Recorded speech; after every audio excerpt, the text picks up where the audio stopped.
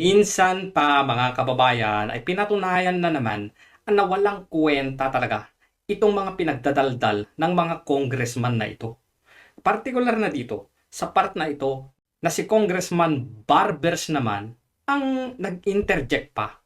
So panoorin natin to kung meron ba siyang point dito sa kanyang pinagsasasabi o naiintindihan ba niya yung issue na pinag-uusapan nila sa part na to. Chair, just a interjection. With the indulgence of Congresswoman Yes, Ministro, yes, agreed. na medyo nakiliti lang ako dun sa tanong ni Congressman Acop. If I Medyo nakiliti. Anong kiliti yan? may ask, this is a technical question. Kasi kanina ang sagot, walang central control system, no, to turn off, let's say, the whole power system of the country, correct? Sir, we have a control center pero walang single button to turn, To turn off it off, okay. Yes. So ang pinag-uusapan nila dito mga kababayan ay yung control center ng ating supply ng kuryente. Kung meron bang pinipindot na isa lang na pinipindot nila ay mawawalan na ng kuryente sa buong bansa o sa isang particular na lugar. Kasi ang point nila dito mga kababayan ay itong si Congressman Jinky Luistro kasi ay meron daw siyang information na natanggap na unverified mga kababayan na yung China daw ay may control na kung pwede na gawin ng China, pindutin lang yung isang button, mawawala na ng kuryente sa part ng Pilipinas o sa buong bansa. So, tuloy natin ito. Now, can anyone just turn it off like that? Anong proseso pag turn off niyan? Sinong may approval? Yun. We have on-duty system operators. So yung duty lang ang nando doon. Halimbawa, yung naka-on duty, kinurap nung isang kalaban ng bansa at sinabing patayin mo lahat nung yung area ng kuryente nung area yon. Can they do that? What do you mean by corrupt? Oh, what do you mean by corrupt? Kasi binayaran o whatsoever. Liwanagin mo kasi yung tanong mo. Magaling din to. Instruction? Oh, in-instruct. Oh. They should not follow. Huh? It's not part of their duty, sir. No. What was that again? Hindi, ibig sabihin, sir, how could they do that? Why would they follow the instruction of other people No, in, from in, other in simple countries? in simple analogy, ganito lang yan. Yan, maganda yan. Magbigay ka ng analogy. Tingnan nga natin kung maganda itong analogy niya. Kung may saysay ba ito. Ano. Sabi mo kasi, it can just be turned off just like that. Yes, sir. Di ba? Now, ang tanong ko, sino ang pwedeng magsabi i-turn off yan? At kung merong ganyang order, ano yung procedure o yung proseso para i-turn off yan? So, ang tinatanong niya dito ay yung tao, kung sino ang pwede mag-turn off o kaya kung ano yung tanda nyo, procedure. Okay. Yes, sir. We have procedures on how we operate our equipment and especially the grid. May mga responsibility po yung system operator as outlined dyan sa Hindi. Philippine Grid Code, and then meron kaming mga internal procedures. Okay, So, ang sinasabi dito ay meron talaga kaming mga sinusunod na procedures. Hindi naman po pwede basta-bastang pindutin mo na lang yung button, mawawalan na ng kuryente. Ganon yon.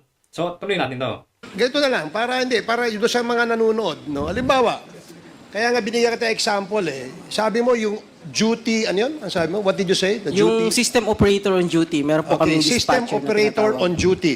Siya ang may kapangyarihan para i-switch on or i-switch off yung power supply, correct? Correct. Yes, opo. Okay. Dahil siya on duty, tinakot ng isang terrorist group.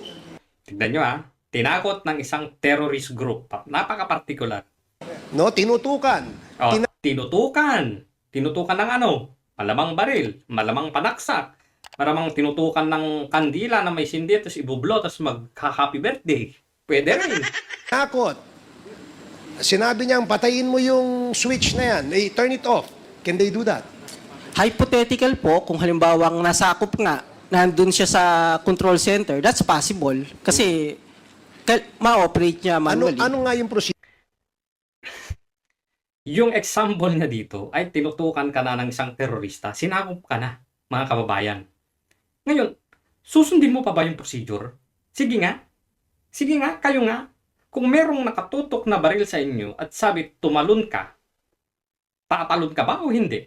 Malamang tatalon ka. Bakit? Baka pag talon mo, meron ka pang chance na mabuhay. Pero pag binaril ka na sa ulo, malabo yung chance mo na mabuhay. Ganito yung gusto sabihin ni Barbers eh. You have to follow the procedures pa rin. Ano ba naman yan? Procedure pag turn off. Ano procedure ng pag-turn off? Procedure ng pag-turn off, tinutukan ka na nga eh. Bakit ko pa susundin yung procedure? Barbers naman. Ibig sabihin, wala na yung procedure na yan. Grabe naman kasi yung example mo eh. Meron po tayong Who decides? Is that the decision of the duty? Who decides kapag ka tinutukan ka na ng baril? Sige, pindutin mo yan, i-off mo yan. Meron ka ba bang karapatang magdesisyon sa sarili mo? Wala na. Kahit pa hindi yung on-duty yung nandoon mismo, kunwari ibang tao yung nandoon at pipindutin lang yung button, eh pipindutin talaga. At saka, bakit kailangan mo pa yung officer on duty? Kung nandyan ka na, terorista ka na, sinakop mo na, ikaw na pumindot. Huwag mo na ipapindot sa iba. Ano ba naman yan? Ano yun? Duty system manager o ganyan? Yes, sir, Decision lang niya yun? it's a decision based on established procedures po. May guidelines po tayo. May established procedure pala eh. Ano nga yung procedure?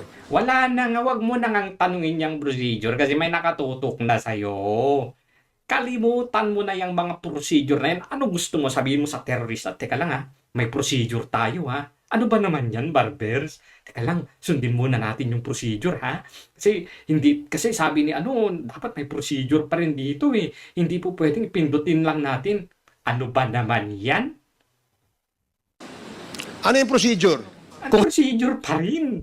Wala mang procedure. Halimbawa po, merong maintenance, pwede niyang patayin yon. May emergency, may risk sa life, sa equipment, pwede niya pong patayin. Oh, I raised a hypothetical scenario. Yung hypothetical scenario mo nga, nandyan na yung sagot eh. Hindi na nga, wala na nga yung procedure kasi may nakakatutok na sa'yo.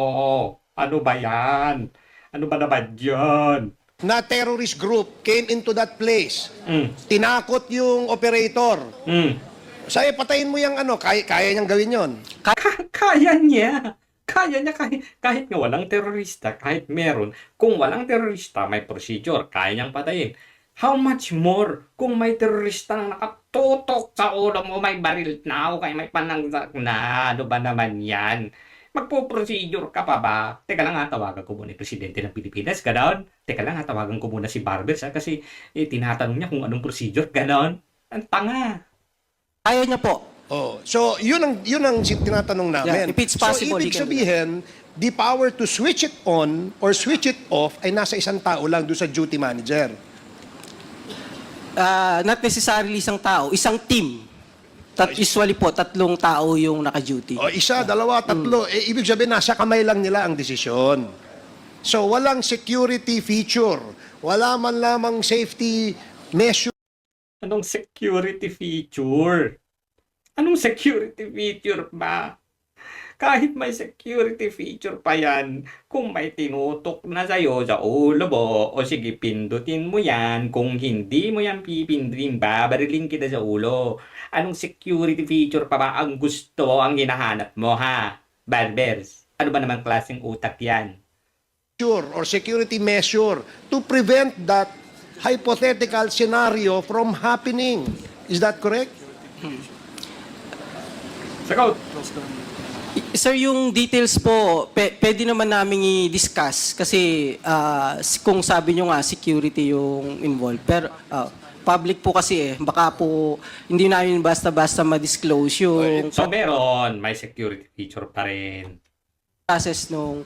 Sige, let's not go into the details. Yun lang gusto namin malaman. Kung may isang nasa kamay lang ng isa, dalawa, 3 tao pala, pwede nang i-switch yun eh. Yes, sir. Alam mo, very critical yung issue that we are discussing here because one, bukod dun sa issue that Congressman Dan Fernandez raised and the chair raised, the Walang issue sila. question that actually needs answers is who controls NGCP?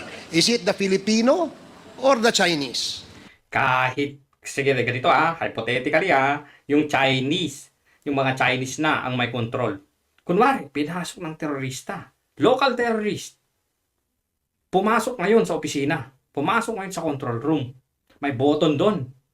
Sabi ng terorista, local terrorist to ha, sabi niya sa Chinese, pindutin mo yan. Mapipindot pa rin niya. Regardless, barbers, kung sino ang may control dyan. Ano ba naman yan? Ganitong klase, mga congressman mag-isip. Napakasimpleng bagay. Ginagawan nyo ng napakahabang issue. Nagbibigay ka pa ng example na harap-harapan naman na nandyan na yung sagot. Pinapahirapan nyo pa itong mga taong ito na mag-defend sa kanilang operasyon. Para lang ano?